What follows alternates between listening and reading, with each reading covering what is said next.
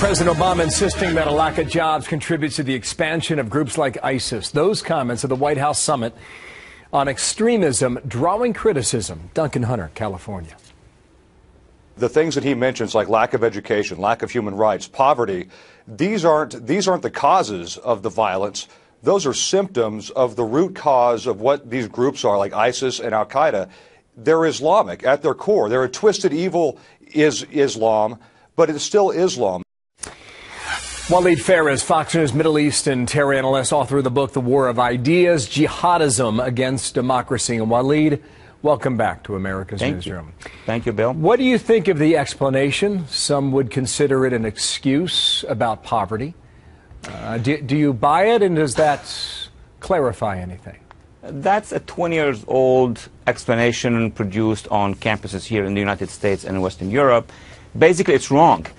Because if you take 1 million persons who are frustrated in the Middle East or the Arab and Muslim world, why is it that 1,000 among them becomes jihadists? Why not the other 900,000? Because what has impacted those 1,000 is an ideology. So there is no direct link between frustration and becoming a terrorist. The link actually is if they are indoctrinated, because others go do demonstrations, seek for a job. It's only those who have been indoctrinated who become terrorists. Why then, and what explains why the administration would cling to this explanation?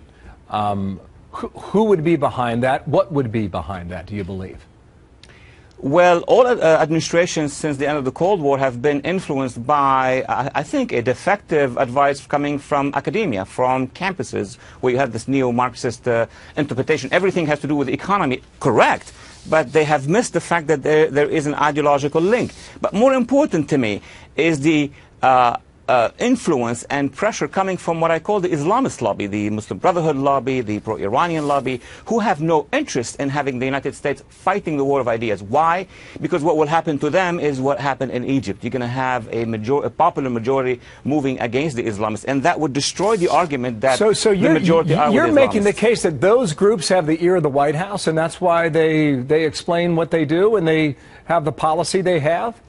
It's open information. I mean, there's nothing secret about that. Look at what these groups are saying when they visit the White House or the State Department, or how they influence academia.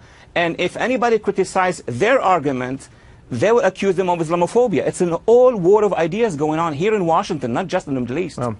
Two more points, Waleed. You hear the president repeatedly say, we're not at war with Islam. Now, have you heard Americans say we are at war with Islam? In other words, who's talking like that which would lead the president to say that repeatedly?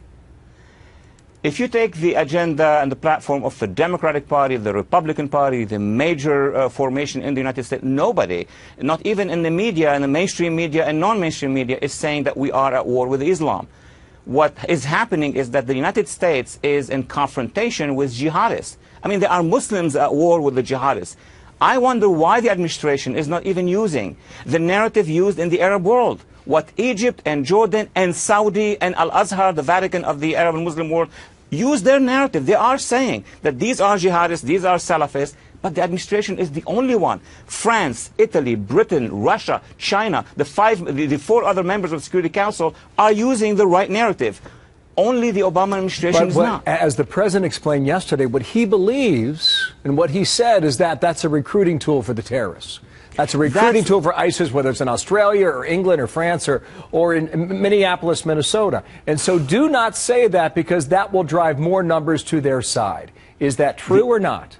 No. The individuals who are indoctrinated and become terrorists do not listen to the statements made by the White House, State Department, and National Security Council. They listen to those who are indoctrinating them. So there is no direct link between our narrative, which basically is not geared at the terrorists, but at civil societies, telling them, look, you are not responsible. These are the jihadists, and you are the moderates. The administration is afraid of doing this because it doesn't have an alternative advice. They're getting all their advice from one academic elite. I would have recommended for the White House to have a conference where they have more than one opinion. Not just the only opinion they've heard. Waleed, I'm out of time. We'll talk again real soon, okay? Waleed Phares with us out of Washington today. Thank you, sir.